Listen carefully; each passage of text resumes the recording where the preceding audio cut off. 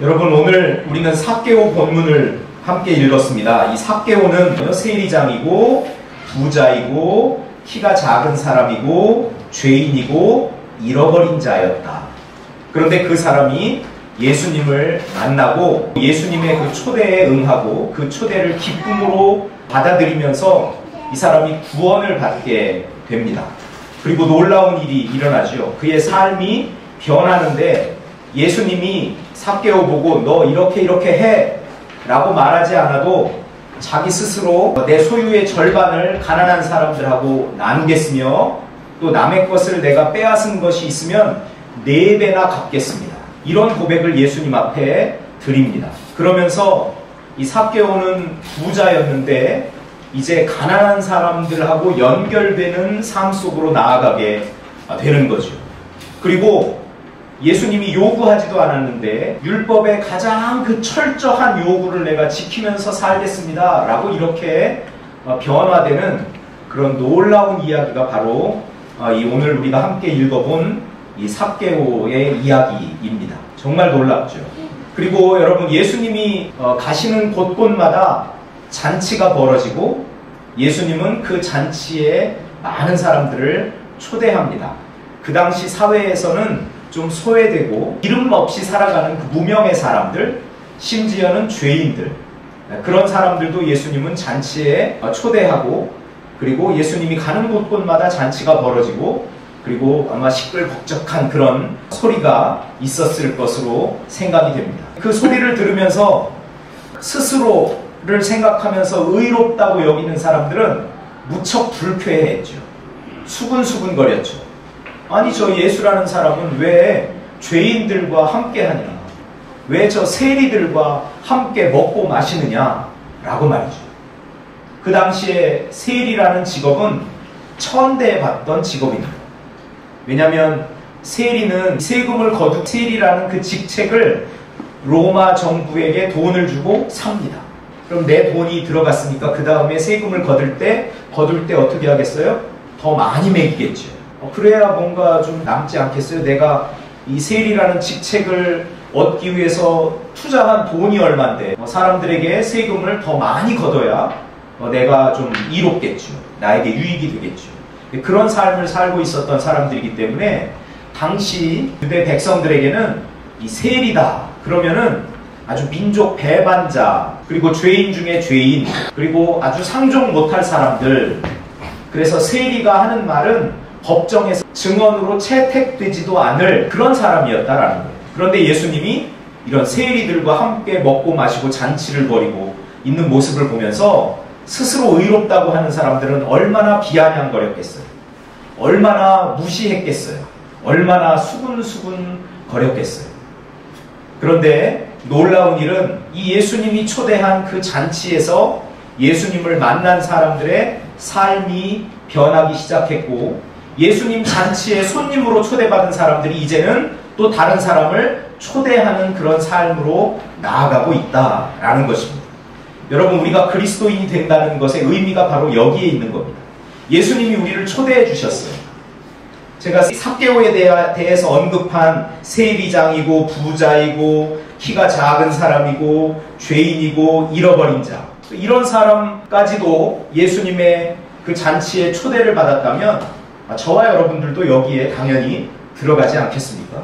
우리가 부하거나 가난한 것 개념치 않으시고, 키가 크거나 작거나 개념치 않으시고, 우리가 어느 인종에 속한 사람인지 중요하게 여기지 않으시고 모든 사람을 하나님 나라의 잔치에 초청해 주셨다라는 겁니다. 그 잔치에서 예수님을 만난 사람들은 이제 자기 차례가 되어서 다른 사람들을 초대하는 그런 삶을 살게 되는 겁니다. 마치 지금 삭개오가 내가 내 재산의 절반을 팔아서 가난한 사람들에게 주겠습니다. 이건 뭡니까? 가난한 사람들을 자기 삶으로 초대하는 일이 되는 거죠. 내가 빼앗은 것이 있으면 4배나 갚겠습니다. 그래서 이 땅에 가난하고 착취당하고 피해를 보면서 살아가고 억울함 속에서 살아가고 있는 사람들을 자기의 삶으로 초대하는, 초청하는 그런 삶을 삭개오는 살겠다고 다짐하고 있는 겁니다. 이 삭개오가 보여주고 있는 이 삶의 모습이 우리 그리스도인들이 걸어가야 할, 또 우리가 추구해야 할 그런 삶의 모습이라는 것이죠. 예수님께서 삭개오를 환영해 주었기 때문에 삭개오도 다른 사람을 환영하는 삶을 살겠다고 이야기하고 있는 겁니다. 예수님이 삭개오를 온 마음을 활짝 열고 환대해 주셨기 때문에 삭개오도 자기 차례가 되어서 나도 내 마음을 활짝 열어서 다른 사람을 환대하는 삶을 살겠다고 다짐하고 있는 겁니다. 여러분, 이것이 바로 우리 그리스도인의 삶의 모습이라는 거죠. 어떻습니까? 저와 여러분은 다른 사람을 환대하는 삶을 살고 있습니까? 고대 근동에도 손님을 환대하는 이런 문화가 자리 잡고 있었는데, 예수님이 이 환대의 그 정신을 삶 속에서 이 구원 사역을 통해서 철저하게 예수님이 지켜가셨다. 그래서 예수님에게 환대받은 사람들이 구원을 경험하고 다른 사람을 환대하는 그런 삶의 자리로 나아갔다라는 사실을 우리가 꼭 기억했으면 좋겠습니다. 그래서 내가 환영받고 환영해주는 삶, 내가 환대받고 환대해주는 삶, 내가 사랑받고 사랑해주는 삶, 바로 그런 삶이 우리 나여지 교회를 구성하고 있는 우리 모든 식구들의 그런 삶이 되었으면 좋겠습니다. 여러분, 그래서 자녀들을 위해서 기도할 때도 우리 아이가 사랑도 받고 사랑도 베푸는, 사랑도 받고 사랑도 나누는 그런 아이가 되었으면 좋겠습니다. 하나님, 우리 아이를 그렇게 키워주십시오. 이것이 우리가 드리는 그런 성숙한 기도여야 될 줄 믿습니다. 사랑을 받기만 하면 너무 이기적이 되니까요. 사랑을 받고 사랑을 나누는, 환영을 받고 환영을 하는, 환대를 받고 환대하는 그런 삶의 자리, 그것이 바로 예수님이 우리 제자된 우리들에게 요구하는 것이고 우리 그리스도인들에게 바라는 길이다 라는 사실입니다. 여러분, 삭개오가 구원을 받았어요.